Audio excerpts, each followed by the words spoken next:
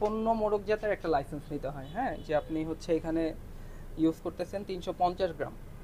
350 গ্রামের পরে পণ্য মোড়কজাত লাইসেন্সের জন্য একটা বি মার্ক ইউজ করতে হয়, যেটা আপনার এখানে নাই আর কি।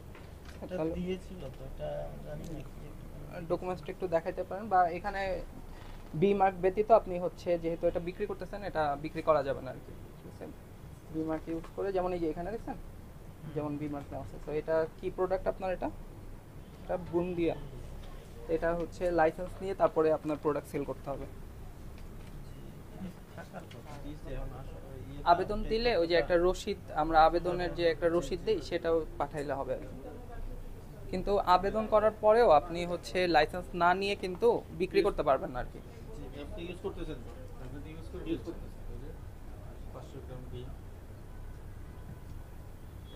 আর তো কোনো কাগজপত্র নাই আপনার কাছে নাকি?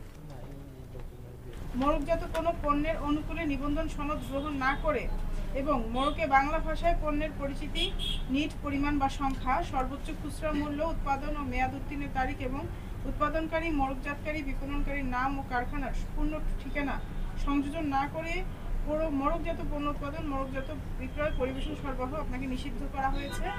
এটির 41 ধারায় যে বিচারের ধারায় শাস্তি হচ্ছে 1 বছরের কারাদণ্ড অথবা 1 লক্ষ টাকা অর্থদণ্ড অথবা উভয় দণ্ড।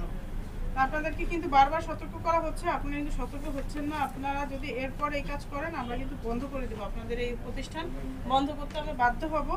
আজকে আপনাদের আমরা 30,000 টাকা অর্থদণ্ড ঘোষণা করলাম।